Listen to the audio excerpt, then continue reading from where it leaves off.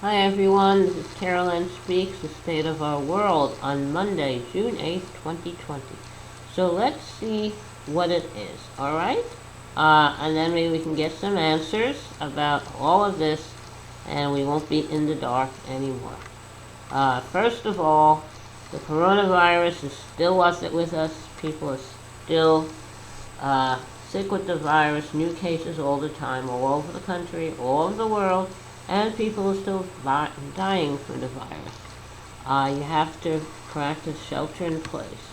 Self-quarantine. Wear a mask when you go out. Protect yourself and protect others. That's the way to do it.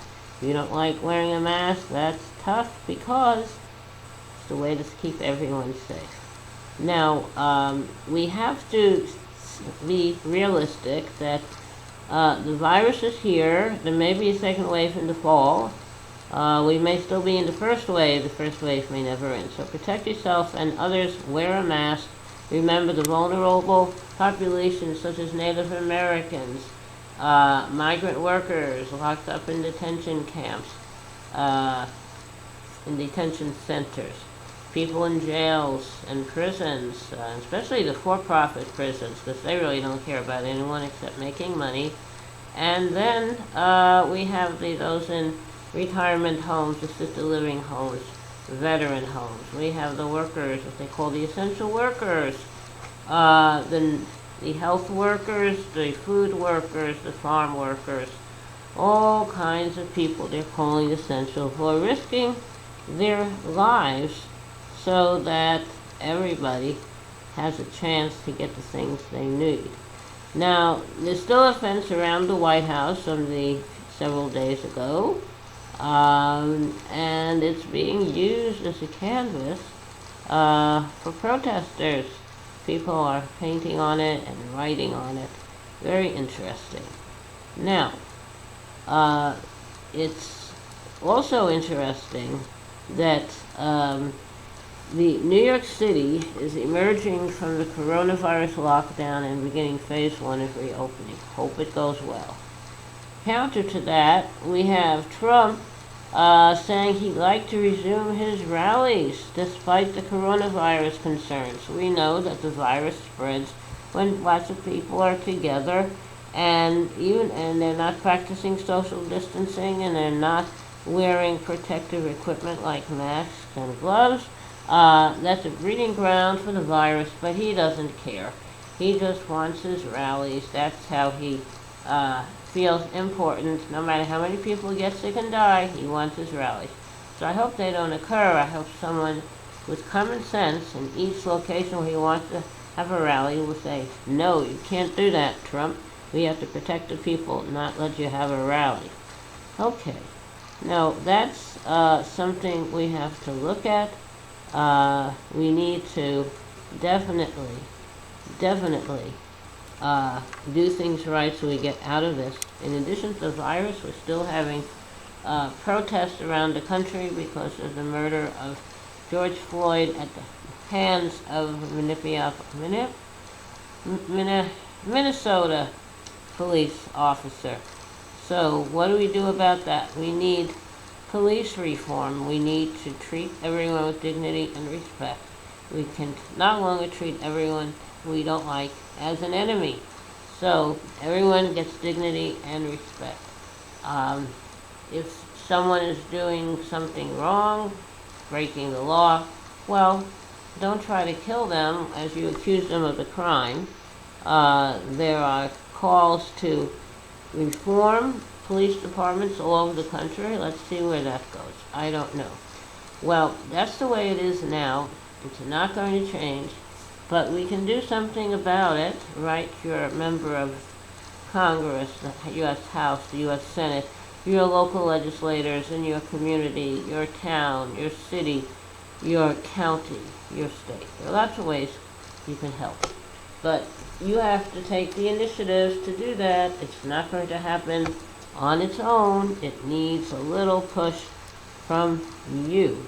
Remember everyone, we have an election coming up in November, primary still going on, and you have to vote.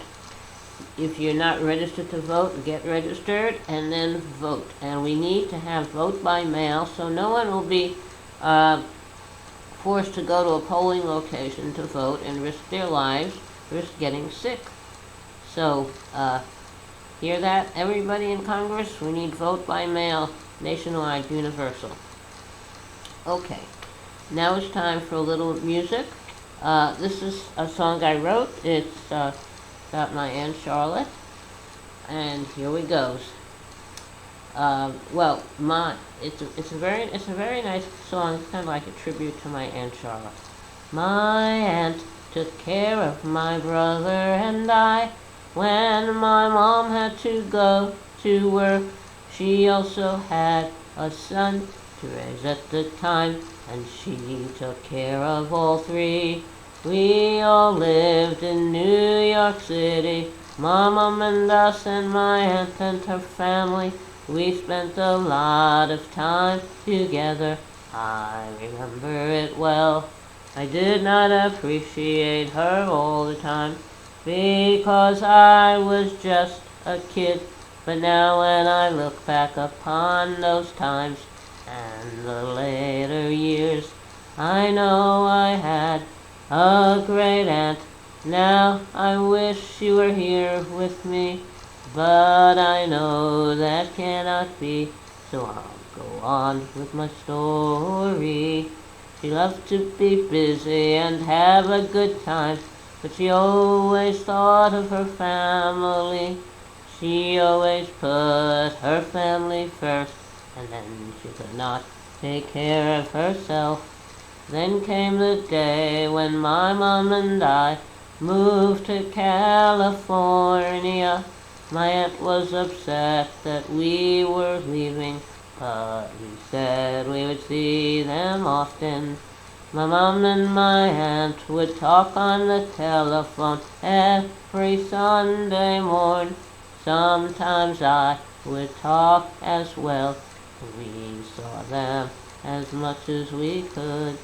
My aunt always talked about her family, her son, his wife, and then a grandkid. My mom would listen and talk about hers, and the years went by. She had what it takes to be a good mom. She always thought of her family. She always put her family first, and then she could not take care of herself.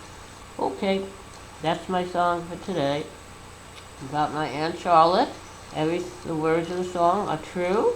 And so you have an Aunt Charlotte, make a tribute to your Aunt Charlotte or your Uncle Al or whoever in your family. Okay, remember to stay safe, take care of yourself, take care of others, and do what's good for all of us together. Be a part of the cure, not a part of the problem. And remember, kindness goes a long way. Kindness goes a very long way. Thank you for tuning in. Thank you for listening. Hope to see you all back here tomorrow evening for another meeting with Carol Ann Speaks, the State of the World. Thank you. Good night.